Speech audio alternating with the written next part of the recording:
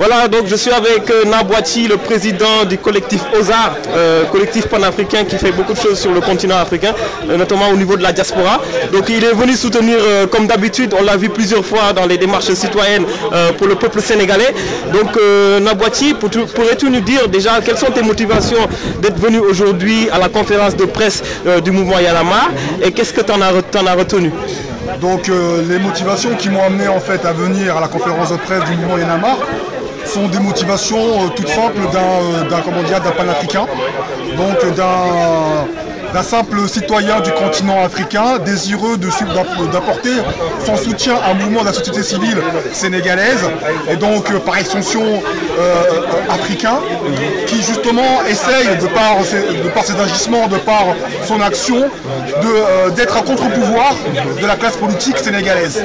Et donc moi ça m'intéresse parce que justement c'est un mouvement qui se veut être le gardien justement des intérêts des populations sénégalaises contre justement les agissements que pourrait avoir la classe politique de ce pays justement.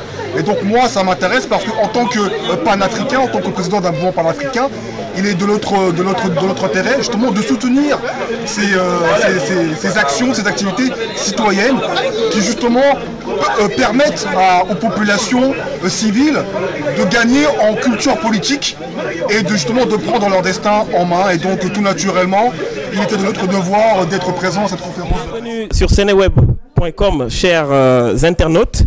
Donc je suis Nigamas, vous l'avez bien compris, aujourd'hui c'est une nouvelle forme de communication qui depuis un certain moment est à la mode sur le net. Donc aujourd'hui je suis en tant que reporter, j'ai mis ma casquette de chanteur de côté et je suis avec un grand monsieur qui s'appelle Fadel Barro, qui est le coordinateur de Y en a marre. Et donc je suis chez lui aujourd'hui pour lui poser un certain nombre de questions. Bonsoir Fadel. Bonsoir Nigamas et bonsoir à tous les internautes. Bonsoir à tous ceux qui sont derrière leur clavier ou devant leur écran pour suivre cette agréable émission de Nigamas qui pose ses questions comme il chante. Ok. Donc alors bienvenue à Paris. Et donc, Fadel Barro, alors, quelle est aujourd'hui la ligne de conduite de Y en a marre depuis l'élection du président Macky Sall? En fait, Y en a marre reste NDS. Je veux dire, Y en a marre demeure nouveau type de Sénégalais. Parce que vous savez, comme on a l'habitude de le dire, quand le défi baisse d'intensité, les gens ont l'habitude soit à baisser les bras ou bien à être récupérés par le système. Le défi, malheureusement, notre opposition à la candidature d'Abdoulaye Wade, à ce système d'Abdoulaye Wade, a fait que lui-même a cristallisé beaucoup de frustrations des Sénégalais.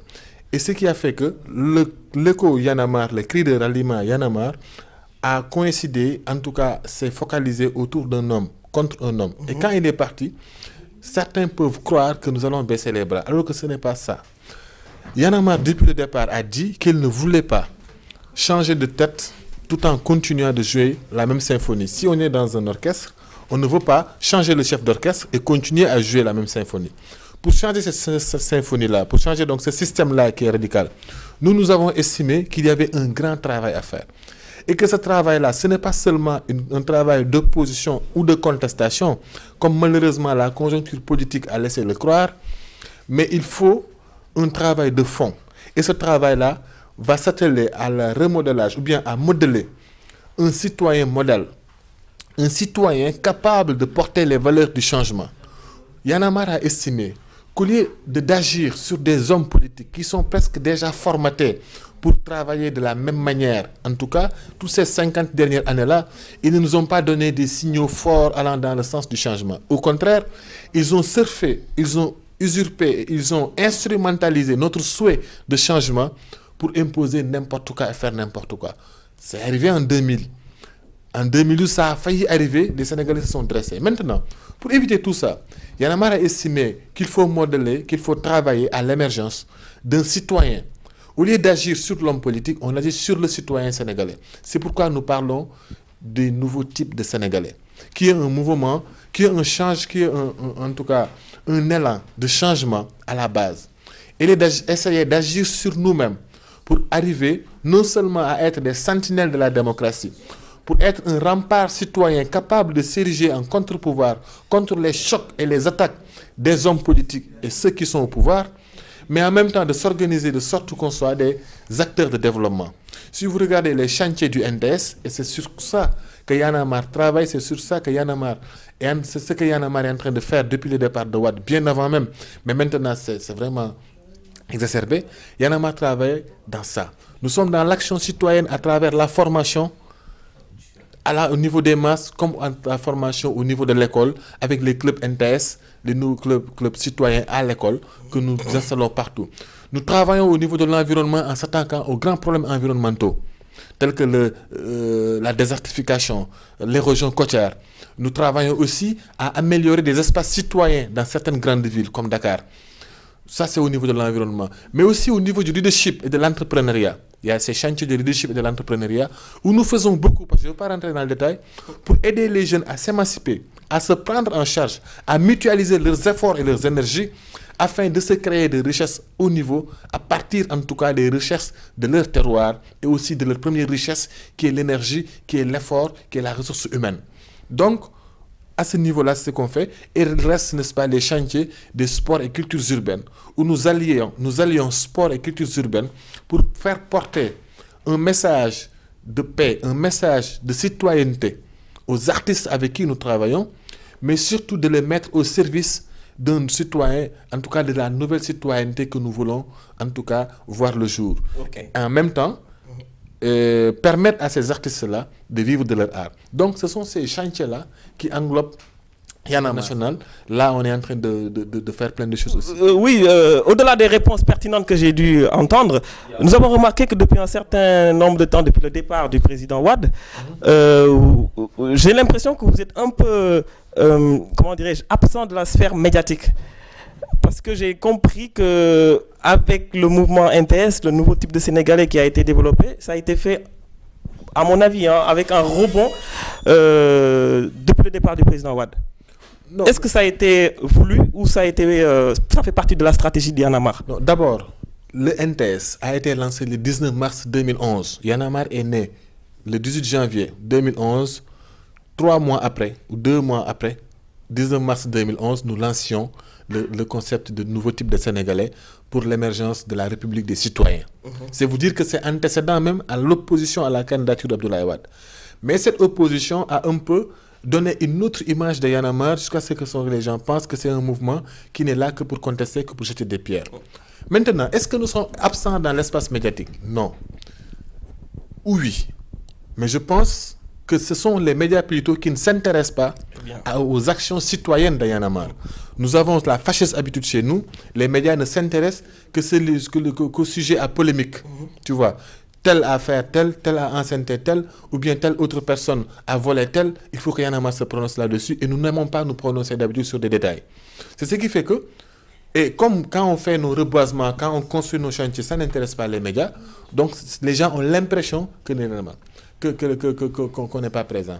Par ailleurs, il faut dire que on ne peut pas exister que dans les médias. C'est important que si nous devons revenir, que si nous voulons rester un mouvement fort, un mouvement structuré et organisé, qu'on sache exister au-delà des médias.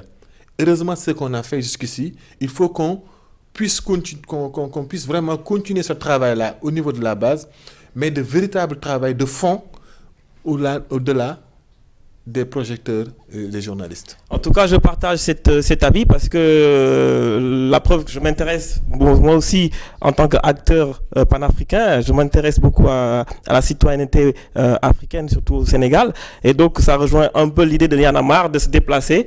En tant que journaliste indépendant, je ne suis pas encore un professionnel, mais donc je pense que l'idée, c'est de faire par nous-mêmes et pour nous-mêmes, et pour le Sénégal et pour toute l'Afrique. Aujourd'hui, nous n'avons pas vu de représentants de Y'en a marre au niveau de l'Assemblée nationale. Est-ce voulu ou bien qu'est-ce que vous pensez de cela? Ah oui, c'est-à-dire que c'est un souhait. C'était une option plutôt, ou c'est un choix de ne pas rentrer aujourd'hui et pour l'instant dans la politique de manière générale, et particulièrement de ne pas être affriolé par le pouvoir tout simplement. Parce que nous avons choisi, nous, au lieu d'aller suivre Macky Sall, de le soutenir dans son gouvernement, beaucoup de gens l'ont fait. Des gens de la société civile, je ne vais pas donner le nom, mais il y a eu les Gilles Diop, il y a eu beaucoup de monde. Tu vois? Au lieu de faire ça, nous avons choisi, nous, de continuer à exister dans la citoyenneté et dans l'espace civil pour deux choses. D'une part, parce qu'il n'y a pas d'opinion publique forte désintéressée chez nous, malheureusement. Il n'y en a pas eu. Souvent, quand les gens s'agitent, après, au finish, ils terminent en politique et finalement, les populations n'ont plus confiance à qui que ce soit parce qu'ils se disent qu'ils vont tous finir dans...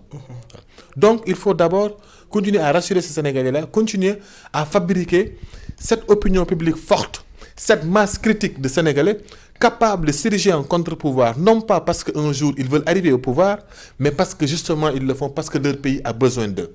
Donc c'est un choix, d'une part. D'autre part, nous avons estimé qu'il ne fallait pas, et en aucun cas, engager la crédibilité de Y'en a marre, qui est un espoir de toute une génération, qui est un creuset, un cadre où les jeunes viennent exprimer leur talent et leur idéologie, où ils s'expriment tout simplement. Il ne fallait pas engager tout ça dans des élections parce que nous voulons être députés ou telle personne ou telle autre. Non. Il fallait laisser tout ça à son niveau d'espace citoyen, de cadre, en tout cas d'échange, pour que cette génération-là croie en eux-mêmes, croie en elle-même, pour que ces jeunes-là puissent comprendre qu'ils peuvent se battre chez eux, travailler pour leur pays, s'intéresser à la politique, s'engager en politique, pas parce qu'ils sont avec un homme politique ou bien parce qu'ils sont avec un parti politique, mais ils le font parce que c'est leur pays qui en a besoin. C'est le Sénégal qui en a besoin tout simplement.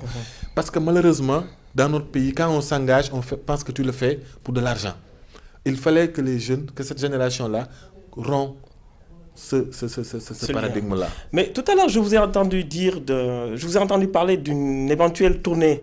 Depuis longtemps, et qui est encore du mouvement. Malal Talla, même s'il n'a pas de voiture, il peut tout de suite trouver une voiture. C'est pas compliqué. C'est des gens qui gagnent très bien leur vie. Les membres du mouvement, ils gagnent très bien leur vie. Et ce n'est pas tout le mouvement qui se déplace. C'est 4-5 personnes qui vont se déplacer, trouver l'esprit sur place et discuter avec eux. Comme là, je l'ai fait à Paris. Je suis à Paris, je rencontre l'esprit de Paris, l'esprit de France, on discute, on échange. Ce n'est pas le mouvement qui le prend en charge. Donc ça, c'est Justement, pour parler de l'esprit de Paris, tout à l'heure, j'ai entendu dans la réunion que vous avez un plan pour la VDN, une histoire de transformer cette partie-là qui est vide, de la transformer en espace vert. Mais oui, parce que ça fait partie des chantiers du NTS. Je ne suis pas entré tout à l'heure dans les détails, dans les chantiers du NTS. Mais dans les chantiers du NTS, il y a un chantier qu'on appelle environnement. Et dans les chantiers de l'environnement, nous avons plusieurs projets. Mais parmi ces projets phares, il y a celui de retrouver des espaces verts dans Dakar et dans les grandes villes. Parce qu'il n'y a pas d'espace citoyen dans une ville comme Dakar. C'est catastrophique. À Dakar, il n'y a que des espaces, en tout cas, pour le commerce, pour l'argent, on ne connaît pas des espaces libres. Pour construire des immeubles et des bâtiments. Il n'y a que ça. Sinon, c'est encombré, soit par les marchands ambulants, soit par les chauffeurs de charrette, ou bien parfois par les mécaniciens. En tout cas, on encombre Dakar. Il n'y a pas d'espace citoyen. Nous avons estimé que la VDN, c'est une chance pour les Dakarois d'en faire un espace vert, un espace qui respire. C'est le projet que nous avons au niveau de Y'en a marre et nous y travaillons. Nous cherchons des partenaires actuellement. Nous avons appris aussi qu'en même temps que d'autres sont intéressés à mettre là-bas des stations d'essence. Mais eh bien, on va s'y opposer le moment venu. On ne l'acceptera pas parce qu'il faut qu'on commence à penser à moins à l'argent dans notre pays et à penser surtout réserver le cadre pour les générations à venir. Il n'y a pas que la VDN. Regarde ce qui se passe aujourd'hui à Ronkh. C'était passé à Fanaï.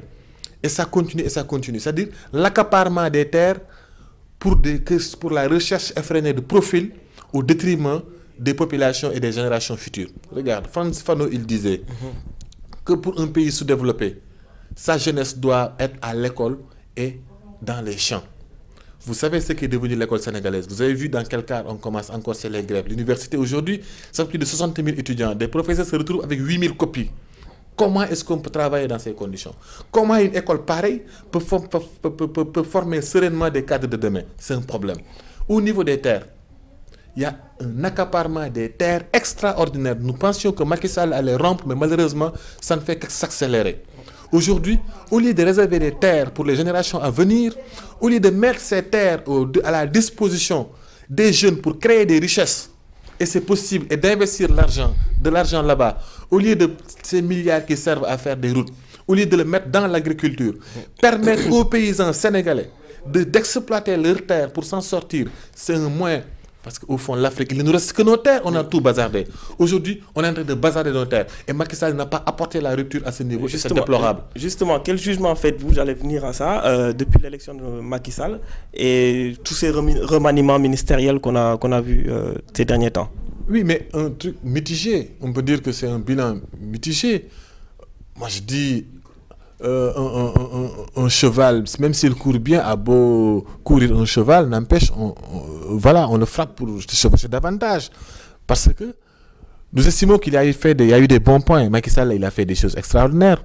Sur certains points, je donne simplement la justice. Il y a des ministres qui sont extraordinaires. Quelqu'un comme Mimi Touré, il ne faut jamais arrêter de l'encourager. Il faut davantage l'encourager parce que cette dame, elle a une main, elle veut véritablement lutter contre l'impunité dans notre pays. Et les efforts qui sont en train d'être faits au niveau des audits, à beaucoup de points de vue, c'est somme toute bien. Mais du point de vue social, Macky Sall n'a pas apporté de rupture parce que la vie est toujours chère à Dakar. Vous avez vu qu'à Dakar comme au Sénégal, il a fait des efforts au niveau de l'agriculture. On attend de voir concrètement ce que cela va donner avec le prix qu'il a fixé aux producteurs. Et aussi, il a assuré qu'il n'y aura pas de bons impayés. Nous l'espérons, nous attendons de voir. En tout cas, sur certains points comme la justice, son gouvernement, et particulièrement sur ce point-là, quelqu'un comme Mimi Touré, elle fait un travail extraordinaire, il faut l'encourager davantage. Mais d'autre part, sur la question de l'accaparement des terres, par exemple, nous estimons qu'il n'a pas apporté de rupture. Et il devrait faire davantage. Parce qu'au fond, on ne lui demande pas, par des miracles, régler la question du sous-développement dans notre pays. Mais ce qu'on lui demande en tant que leader, c'est de tracer les sillons, de nous rassurer en termes de bonne gouvernance. Et il ne faut pas que les Sénégalais pensent que c'est un Dieu qui est arrivé, qu'il faut les laisser travailler. Ce qu'on avait donné à Abdoulaye Wade, genre, laissez le vieux travailler. Finalement, on a laissé le vieux travailler, il a voulu un troisième mandat. Macky Sall ne peut pas avoir ce privilège. Il faut que les Sénégalais comprennent qu'il est élu pour faire du bien. Il n'est pas élu pour être moins bon. Non, il n'a pas le droit d'être moins bon, Macky Sall, il doit être bon. Et sur la question de l'enrichissement illicite, il y a des questions, il y a aujourd'hui une procédure qui est en cours. Il faut la laisser aller jusqu'au bout. Et qu'on évite de politiser ce dossier. Quand des éléments du PDS estiment qu'ils doivent marcher, parce que nous sommes en démocratie, personne n'a le droit de venir les perturber, on doit les laisser marcher. Ça, je veux dire. Mais en même temps, eux ne peuvent pas influencer sur une procédure en cours et dire que c'est une affaire de chasse aux sorciers. C'est de la foutaise, passez-moi le terme, excusez-moi, mais c'est prendre les Sénégalais pour des demeurés que de vouloir présenter ce cas d'enrichissement illicite comme une chasse aux sorcières. Oui, je pense que c'est une affaire de diversion pour essayer de noyer le peuple. On ne peut plus, ils nous ont nargués pendant 12 ans pour bouffer nos sous, on ne peut pas les laisser nous narguer pour continuer à le bouffer sans qu'il y ait de justice. Non, ça ne passera pas. Il faut que la justice s'applique à tous et sur tous ces gens-là qui sont impliqués. Il y a eu de l'enrichissement illicite et c'est flagrant. Laissons la justice poursuivre son enquête et tous ceux qui sont incriminés, qu'ils soient poursuivis jusqu'à ce que nos deniers publics volés soient restitués aux Sénégalais. Tout à fait. Moi, j'ai une question qui me tient beaucoup à cœur, c'est la question de la Casamance. Est-ce que nous savons que depuis un certain moment, il y a eu les rébellions au niveau de la Casamance, cette question qui reste encore une question piège et critique. Donc, qu'est-ce qu'aujourd'hui Y en a marre a prévu? Est-ce que Y en a marre s'implique directement ou bien est-ce que Y en a marre a entamé des négociations? Qu'est-ce que Y en a marre Comment Y en a marre se positionne par rapport à cette question? Je ne veux pas entrer dans les détails, mais nous évoluons encore sur cette question. Nous avons estimé qu'il fallait les rendre visite. On l'a fait et on continue de le faire. Nous sommes allés jusqu'à Xinjiang, nous sommes allés jusqu'à Djibindjon. On a rencontré ce qu'on devait rencontrer. Nous avons parlé avec eux et nous continuons à le faire. Je ne veux pas rentrer dans les détails. Mais nous estimons qu'il ne fallait dans ce cas-là, écouter d'abord tout le monde. C'est-à-dire, on ne peut pas rester à Dakar et dire que oui, ces combattants-là, ils sont ceci, ils sont cela, l'indépendance. Non. Il fallait d'abord écouter les deux camps. Parce que nous connaissons la version que nous, que le Sénégalais se fait de ce dossier-là. Mais il fallait écouter aussi nos frères sénégalais qui sont dans le maquis et qui combattent. On est allé les rencontrer, on en est, et ça se poursuit. Je pense qu'ils sont dans de bonnes dispositions pour aller vers la paix, il faut l'encourager. Je pense qu'aussi que c'est possible qu'on ait la paix en Casamance. Il faut juste laisser les gens continuer à travailler, aller dans ce sens. Éviter de trop politiser cette question. Éviter aussi de trop l'instrumentaliser pour en tirer profit, parce que malheureusement, il y en a qui le font. En tout cas, nous, Y'en a marre, nous avons montré toute notre disponibilité à aller vers la paix et nous continuons. Et nous poursuivons ce chemin. Mais puisque c'est des choses qui sont en train de se faire, je ne veux pas trop m'avancer là-dessus. Ok, cette région de Casamance que j'apprécie beaucoup et que nous souhaitons tous que la paix se rétablisse très très bientôt. Alors parlons de l'Afrique, on va faire un petit virage vers le Mali. Nous avons une situation qui est assez critique en ce moment depuis l'arrivée des islamistes dans le nord du Mali. Est-ce que vous ne pensez pas que le Sénégal soit exposé à des risques ou à des menaces terroristes actuellement? Quand on fait une lecture géopolitique de la situation, le Sénégal n'est pas à l'abri d'une menace terroriste. Ça c'est clair, mais en fait, moi je ne suis pas un spécialiste pour dire que ceci ou cela va se passer. Je ne suis pas aussi un catastrophiste pour dire que ça va péter partout dans Dakar parce qu'on a touché le nord du Mali, etc. Mais ce que je dis, est qu'il faut condamner fermement, avec la plus ferme détermination, ce qui se passe au Mali. C'est inacceptable. Il ne faut plus que les Africains l'acceptent. On ne peut pas accepter dans le monde actuel que des gens disent aimer l'Afrique et ils n'aiment pas les Africains, parce qu'au fond c'est ça. Tout pendant des siècles et des siècles, les Africains ont vu des gens venir vers eux. Ils ont leur promis n'importe quoi. Mais au fond, ils aimaient l'Afrique avec ses ressources, mais ils n'aimaient pas les Africains. Très bien. Et c'est exactement la même chose qui se passe aujourd'hui au Mali. Ces gens-là, camouflés derrière la religion, disant qu'ils représentent telle ou telle doctrine de la religion, ou bien au nom de telle ethnie ou de telle autre, ils mettent les populations dans une situation tellement difficile juste pour exploiter les ressources qui sont là-bas. Les Africains ne peuvent plus l'accepter. Et je pense que la solution viendra des Africains.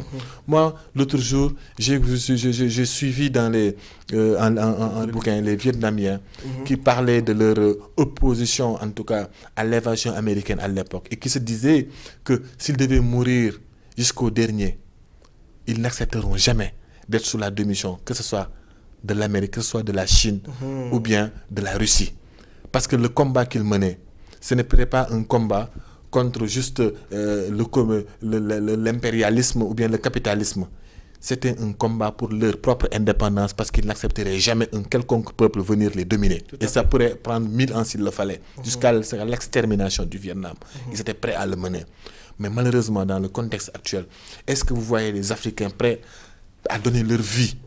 Est-ce que vous voyez les Africains avec cet engagement-là, cette rage de vouloir rester eux-mêmes pour pas que quelqu'un d'autre les vienne les dominer? Mais nous allons attendre encore la communauté internationale qui va venir, une autre communauté internationale qui va chasser une autre communauté internationale pour continuer à mieux nous exploiter. C'est ça qui est dommage sur toutes ces questions-là. D'où la nécessité de créer un État fédéral africain sous le nom de Cheikh Anta Diop, qu'il avait lancé cette idée et qui est très pertinent comme début d'une réconciliation du peuple d'Afrique. Ça arrivera, mais pour l'instant, nous, en tant que Yanamaristes, nous engageons la réflexion sur le nouveau type d'Africain. Bien sûr. Parce que les paradigmes tracés par Yanamar, c'est d'essayer de travailler au niveau des citoyens, faire en sorte qu'on ait une citoyenneté capable d'agir, d'impacter sur ceux qui nous dirigent.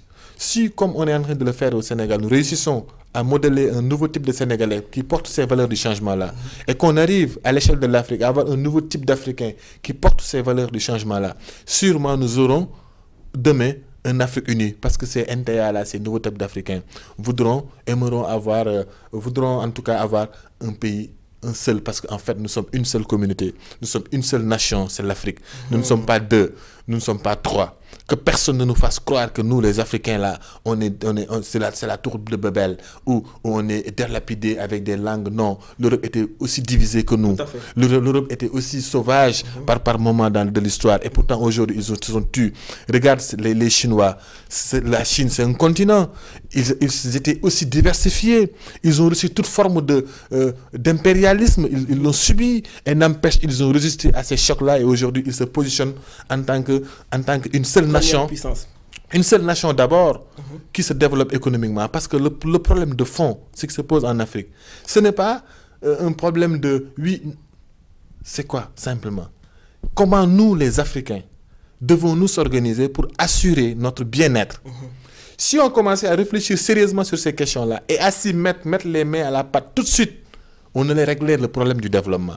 Mais on va passer à des croissances, à des PIB, on va laisser les autres nous terminer des critères et au bout du compte, on va les suivre ad vitam aeternam. Alors que le problème de fond, c'est comment vivre mieux chez nous, en tant qu'Africains. Non pas en tant que des substituts, en tout cas des résidus de la conférence de Berlin, où on a de Brazza, plutôt découpé comme ça, prenez ça, équerre, pour nous diviser. Ou après tous ces Hutus vont s'entretuer, ou Gambiens et Sénégalais qui sont le même peuple, la même communauté, les mêmes ennemis, vont sur leurs égos de nationalisme à 2 sous parfois, vont s'entretuer. Jusqu'à quand? On est une seule communauté, on est une seule nation. Mais seulement ce travail-là, il faut qu'on commence. Eh bien, il faut qu'on commence, mais qu'on commence chez nous d'abord. Et c'est ce qu'on veut faire. Et si vous regardez, même l'Esprit Y'en a marre de Paris, avec qui nous allons finir une réunion, sont en train, dans le cadre de leur journée du grand congrès qu'ils veulent organiser ici pour toute la diaspora, vont aborder la question du contour du nouveau type d'Africain dans les panels. Dans leur panel, ils vont aborder les contours du nouveau type d'Africain. Je pense aussi qu'ils iront vers une foire aux idées, où ils vont montrer l'intelligence africaine, où chacun viendra proposer. Ils vont aussi développer pas mal de choses, mais bon, le moment venu, ils en parleront. Vous avez une date pour ce genre de congrès? C'est prévu pour la journée du 9 et 8 et 9 mars, 8 et 9 mars 2012. Et là, les gars sont en train de travailler, ils sont en train de chercher les partenaires, et ils réussiront. Mais le plus important pendant ces journées-là, c'est que ce sont des jeunes Sénégalais qui vivent en Europe, certes, mais qui sentent leur africanité tellement fort qu'ils se positionnent et qu'ils s'engagent à réussir quelque chose de grandiose qu'ils n'ont jamais eu, parce qu'ils vont regrouper tous les Africains et définir les contours du nouveau type d'Africain, inviter des Sénégalais et des Africains, des artistes venir, communion dans une symbiose pendant 2 jours, aborder des questions intéressantes. C'est ça qui est à encourager. C'est ça le chemin à prendre. Juste pour rebondir, ce sera ma dernière question. Pour l'Esprit Y'en a marre de Paris. Bon, moi qui suis là depuis un certain moment, j'ai vécu des situations depuis que j'étais à un moment donné étudiant. Et moi, je vois des étudiants qui sont ici, des étudiants sénégalais qui ont des problèmes. Et je pense que l'Esprit Y'en a marre peut-être apporter une brèche de solution sur un certain nombre de problèmes liés aux bourses. Et récemment, on a vu une actualité à Strasbourg. Il y a par exemple un consul, déjà ce consul-là, il est pas sénégalais, le consul de Strasbourg qui s'appelle Alain Marx. Donc ce consul-là, apparemment, les immigrés sans papier ne sont pas les bienvenus à Strasbourg et ils se font expulser de manière violentes, ils sont violentés par les policiers. Les problèmes de carte de séjour, il y a un certain nombre de problèmes qui ne sont pas réglés au niveau du consul de Strasbourg, par exemple. Est-ce qu'il n'y a pas moyen aujourd'hui d'avoir des représentants, je le souhaite, des représentants un peu partout en France pour ces problématiques? Je ne parle même pas du consul de Strasbourg, il faut aller pas loin d'ici, à Paris. Vous verrez que vous entrez à l'ambassade, au consulat, et vous voyez que les gens, c'est comme s'ils vous en voulaient. Ils ne sourient pas. Vous venez, c'est comme si tout de suite ils sont dans une posture défensive, comme si vous venez les agresser. Ils parlent mal aux gens, à part quelques gendarmes super doux au départ, tu vois. Ils parlent mal aux gens, ils sont dans une posture, alors que... Et ils passent leur temps à téléphoner. À téléphoner et à discuter de qui va à la Mecque la prochaine année, ou qui va faire ceci ou faire cela. J'ai remarqué des habitudes contre lesquelles nous avons dit Y'en a marre en fait. Parce que le Y'en a marre, c'est aussi contre ça, nos manières de faire. J'avais pensé, moi qui ne vis pas ici en Europe, mais en venant ici, aller au consulat, je rentre au Sénégal. Mais cette image qu'on donne du Sénégal, elle n'est pas la bonne. Je ne sais pas ce qui se passe à Strasbourg, Mais ce qui se passe au niveau de représentation diplomatique de manière générale, il faut qu'on les revoie. Parce que le Sénégalais qui souffre dans un autre pays parce qu'il n'est pas chez lui, il est à l'étranger. Le Sénégalais qui a des problèmes, des difficultés de papier, qui rentre dans son consulat, c'est comme qu'il rentre chez lui. Il doit être bien accueilli, il doit être mis à l'aise. Et ils sont payés aux frais du contribuable sénégalais. C'est nécessaire de rappeler. Quand ils arrivent, ils doivent se sentir chez eux. À défaut de pouvoir régler leurs problèmes, qu'ils sentent un bon accueil, qu'ils sont chez eux tout simplement. Et que leurs sujets soient traités. Voilà, et que le problème, j'en viens d'abord à ce niveau et ensuite régler les problèmes. J'ai vu que la biométrie pose problème, on ne fait plus de passeport à l'ambassade au consulat du Sénégal à Paris. Parce que j'ai vu une affiche là-bas, c'est même dit sur Sénéweb, il y a un problème de biométrie. Alors qu'il y a des jeunes qui en ont besoin, qui ne peuvent rien faire. J'ai vu quelqu'un qui vient de très loin et qui est là, qui ne sait même pas quand est-ce que ça va se régler. Tu vois, à Strasbourg ou comme ailleurs, je pense que les problèmes sont les mêmes. Les étudiants avec les problèmes de bourse, avec les problèmes de logement, je parlais de Crous, parce que les dirigeants du Sénégal n'ont pas respecté leur contrat avec les Français. Aujourd'hui, ils ont mis dans des difficultés les étudiants sénégalais qui arrivent. Heureusement, l'Esprit Y en a marre de Paris a une proposition concrète. Ils ont fait des recherches et au bout du compte, ils ont fait une proposition concrète qu'ils vont soumettre au consulat et au service français. Mais tout ça montre que nous avons encore des raisons d'en avoir marre et nous avons des raisons de nous repositionner comme nouveau type de Sénégalais capable de porter les valeurs du changement. En tout cas, merci beaucoup Fadel de m'avoir accueilli et d'avoir répondu à toutes ces questions. Donc c'était Fadel Barro, Nigamas, Omar Dat Image pour Seneweb.com. Représente.